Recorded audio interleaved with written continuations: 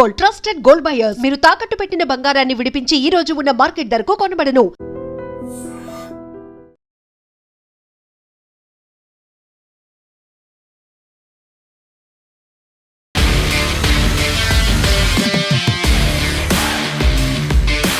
నమస్తే, welcome to I dream talking point with Kavitha. ఇరాన్తో Washington కుదుర్చుకోబోయేటువంటి శాంతి ఒప్పందంపై ఇజ్రాయెల్ ప్రధాని బెంజమిన్ నెతన్యాహు అంగీకరించక తప్పదని అమెరికా అధ్యక్షుడు డొనాల్డ్ ట్రంప్ తేల్చి చెప్పారు. ఇక్కడ ప్రతి విషయాన్ని నేనే శాసిస్తాను అని నెతన్యాహుకు ట్రంప్ గట్టి వార్నింగ్ ఇచ్చినట్టుగా సమాచారం. మధ్యప్రాచ్యంలో యుద్ధ వాతావరణం ముదురుతున్న వేళ అమెరికా అధ్యక్షుడు డొనాల్డ్ ట్రంప్ సంచలన వ్యాఖ్యలు చేశారు.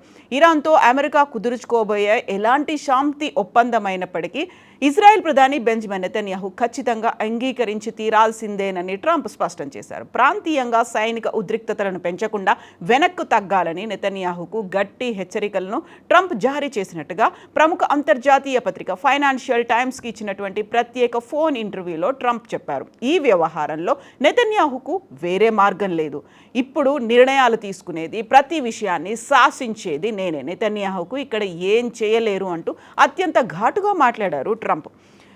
మిడిల్ ఈస్ట్లో శాంతి ప్రయత్నాలకు విఘాతం కలిగేలా ఇజ్రాయెల్పై ఇరాన్ క్షిపణుల వర్షం కురిపించింది. ఇజ్రాయెల్లో సైనిక స్థావరాల లక్ష్యంగా ఇరాన్ క్షిపణులు దూసుకెళ్లాయి. లెబనాన్ రాజధాని బీరూట్పై ఇజ్రాయెల్ చేసినటువంటి వైమానిక దాడులకు ప్రతీకారంగానే తాము ఈ చర్యలకు దిగినట్టుగా టెహ్రాన్ స్పష్టం చేసింది. ఇరాన్పై భీకర దాడులకు ప్రతీకార దాడులు చేస్తామని ఇజ్రాయెల్ తెలిపింది. అయితే వెంటనే అమెరికా అధ్యక్షుడు ట్రంప్ ఇజ్రాయెల్ ప్రధానికి ఫోన్ చేసి ప్రతీకార దాడుల నిర్ణయాన్ని మానుకోవాలని సూచించినట్టుగా అంతర్జాతీయ మీడియాకు తెలిపారు. ఈ ఉద్రిక్తతలతో ఇరాక్ సహా పలు దేశాలు గగనతలాల్ని మూసివేయాలని నిర్ణయం తీసుకున్నాయి. తాజా దాడుల వల్ల చర్చలకు ఎలాంటి ఆటంకం ఉండదు అనేటువంటి వార్త కూడా వస్తుంది. బీరూట్లో హిజ్బుల్లా స్థావరాలపై ఇజ్రాయెల్ జరిపినటువంటి దాడులకు ప్రతీకారంగా ఇరాన్ ఇటీవల ఇజ్రాయెల్పై బాలిస్టిక్ క్షిపణుల వర్షం కురిపించింది. ఈ ఏడాది ఏప్రిల్ ప్రారంభంలో కుదిరినటువంటి తాత్కాలిక కాల్పుల విరమణ ఒప్పందం తర్వాత జరిగినటువంటి అతిపెద్ద ఉల్లంఘన ఇదే. అయితే ఈ తాజా క్షిపణుల దాడుల వల్ల ఇరాన్తో అమెరికా జరుపుతున్నటువంటి దౌత్యపరమైనటువంటి చర్చలకు ఎలాంటి ఆటంకం కలగబోదని ట్రంప్ తేల్చి చెప్పారు. ఇరాన్ దాడులు తమ వ్యూహాత్మక ఒప్పందంపై ఎలాంటి ప్రభావం చూపవని ట్రంప్ నమ్మకం వ్యక్తం చేశారు. కాల్పుల విరమణ తర్వాత తొలి దాడి జరిగింది. ఏప్రిల్ ప్రారంభంలో కుదిరినటువంటి కాల్పుల విరమణ ఒప్పందం తర్వాత ఇరాన్ నుంచి ఇజ్రాయెల్పై జరిగినటువంటి తొలి ప్రత్యక్ష క్షిపణి దాడి ఇదే. ఆదివారం అర్ధరాత్రి దాటిన తర్వాత సోమవారం తెల్లవారుజామున ఇరాన్ క్షిపణులను ప్రయోగించింది. లెబనాన్ రాజధాని బీరూట్పై ఇజ్రాయెల్ చేసినటువంటి వైమానిక దాడులకు ప్రతీకారంగానే తాము ఈ చర్యలకు దిగినట్టుగా టెహ్రాన్ స్పష్టం చేసింది. దేశంలోని పలు ప్రాంతాల్లో హెచ్చరిక సైరన్లు మోగినట్టుగా ఇజ్రాయెల్ రక్షణ దళం ఐడిఎఫ్ వెల్లడించింది. ఇరాన్ మొత్తం 11 బాలిస్టిక్ క్షిపణులను ప్రయోగించినట్టుగా ప్రకటించింది. వాటన్నిటినీ గగనతలంలోనే విజయవంతంగా అడ్డుకున్నామని తెలిపింది. ఈ దాడిలో ఎలాంటి ప్రాణ నష్టం లేదా ఆస్తి నష్టం జరగలేదని వెల్లడించింది. ప్రమాదం ఉన్న ప్రాంతాల ప్రజలకు మొబైల్ ఫోన్ల ద్వారా ముందస్తు హెచ్చరికలు కూడా పంపించింది.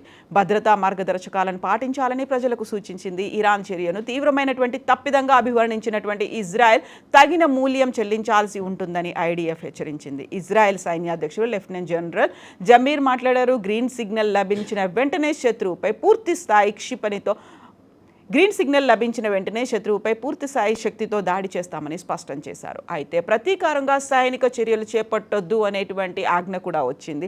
ఈ ఉద్రిక్తతల నేపథ్యంలో ట్రంప్ నేరుగా నెతన్యాహుతో ఫోన్లో మాట్లాడారు. ఇరాన్ దాడులకు ప్రతిగా ఎలాంటి సైనిక చర్యలు చేపట్టొద్దని, ఇజ్రాయెల్ సంయమనం పాటించాలని గట్టిగా కోరారు. ఇరాన్తో ఒక సుదీర్ఘ శాంతి ఒప్పందాన్ని చాలా దగ్గరలో ఉందని, కాబట్టి ప్రస్తుతానికి మీరు ప్రతీకార దాడులకు దిగొద్దం కుదరదు అనేటువంటి ఆదేశాలు జారీ చేసింది. ఇజ్రాయెల్ సైతం మొదట పట్టుబట్టినప్పటికీ చివరికి ట్రంప్ ఒత్తిడికి తలొగ్గి తాత్కాలికంగా వెనక్కి తగ్గడానికి నెతన్యాహు అంగీకరించినట్టుగా అంతర్జాతీయ మీడియా వర్గాలు వెల్లడించాయి. ఈ నేపథ్యంలోనే ఇరాక్, సిరియాలో తాత్కాలికంగా గగనతలాన్ని మూసివేశారు. ఇజ్రాయెల్పై క్షిపణుల వర్షం కురిపించిన అనంతరం భద్రతా పరిస్థితులను దృష్టిలో ఉంచుకొని పశ్చిమ ఇరాన్ గగనతలాన్ని తాత్కాలికంగా మూసివేస్తున్నట్టుగా ఆదేశం ప్రకటించింది. తదుపరి ఆదేశాలు వచ్చే వరకు ఈ నిర్ణయం అమల్లో ఉంటుందని అధికారులు తెలిపారు. దేశ గగనతలాన్ని వచ్చే 72 గంటల పాటు మూసివేస్తున్నట్టుగా ఇరాక్ పౌర విమానయాన సంస్థ ప్రకటించింది. ఇటు సిరియా కూడా అప్రమత్తమైంది. దక్షిణ సిరియాపై గగనతలాన్ని మూసివేస్తున్నట్టుగా డమస్కస్ విమానాశ్రయంలో విమాన కార్యకలాపాలను తాత్కాలికంగా నిలిపివేసింది. మరోవైపు గత వారం నెతన్యాహుతో జరిగినటువంటి ఒక ఫోన్ కాల్లో ట్రంప్ అత్యంత కఠినమైన పదజాలంతో విరుచుకుపడినట్టుగా వార్తలు వచ్చాయి. నీకేమైనా పిచ్చ నేను లేకపోతే నువ్వు ఈ పాటికి జైల్లో ఉండేవాడివి. ఈ యుద్ధం ప్రస్తుతం నిన్ను ఇజ్రాయెల్ను అందరూ ద్వేషిస్తున్నారు అని ట్రంప్ అన్నారు. ఈ విషయాన్ని ట్రంపే స్వయంగా అంగీకరించారు. నెతన్యాహు కూడా దీనిపై స్పందించారు. చాలా కూల్గా రియాక్ట్ అయ్యారు. కుటుంబాల్లో ఇలాంటి గొడవలు సహజమే అనేటువంటి మాట నెతన్యాహు దగ్గర నుంచి వచ్చింది. ఒకవేళ ఇరాన్తో దౌత్యపరమైనటువంటి చర్చలు విఫలమైతే ప్రత్యామ్నాయాలు సిద్ధంగా ఉంటాయని ట్రంప్ హెచ్చరించారు. ఒప్పందం కుదరని పక్షంలో తాము ఇరాన్పై నేరుగా కమాండో దాడులు చేయడానికి వెనుకాడబోమని కూడా ఆ దేశంపై ఆర్థికంగా కోలుగోలేని విధంగా అత్యంత శక్తివంతమైనటువంటి నావికాదళ దిగ్బంధాన్ని కొనసాగిస్తామని స్పష్టం చేశారు. America vice president JD Vance నేతృత్వంలో ఇరాన్తో జరుగుతున్నటువంటి శాంతి చర్చలు ఇప్పుడు తుది దశకు చేరుకున్నట్టుగా వార్తలు అందుతున్నాయి. ఇక ఇరాన్లోని సైనిక లక్ష్యాలపై ఇజ్రాయెల్ ప్రతిదాడులు చేస్తోంది. ట్రంప్ వద్దని చెప్పినా ఇజ్రాయెల్ ప్రతిస్పందించింది. సోమవారం ఉదయం పశ్చిమ మధ్య ఇరాన్లో ఉన్నటువంటి సైనిక లక్ష్యాలపై వైమానిక దాడులు నిర్వహించినట్టుగా ఇజ్రాయెల్ రక్షణ దళాలు ప్రకటించాయి.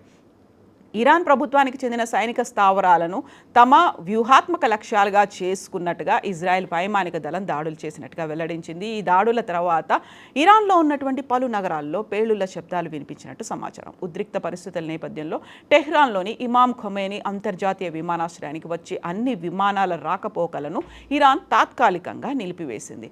అయితే ఇప్పటికీ తాత్కాలిక కాల్పుల విరమణ ఒప్పందం జరిగిన తర్వాత కూడా ఇప్పుడు మళ్ళీ అటాక్స్ జరగడం మీద ట్రంప్ అయితే ఆగ్రహంగా ఉన్నప్పటికీ శాంతి చర్చలు ఎప్పుడు కొలిక్కి వస్తాయి? శాంతి చర్చల ప్రతిపాదనని ఇరాన్ అంగీకరిస్తుందా? తనకున్నటువంటి డిమాండ్స్ ఏంటి? ఇజ్రాయెల్ యాక్సెప్ట్ చేస్తుందా?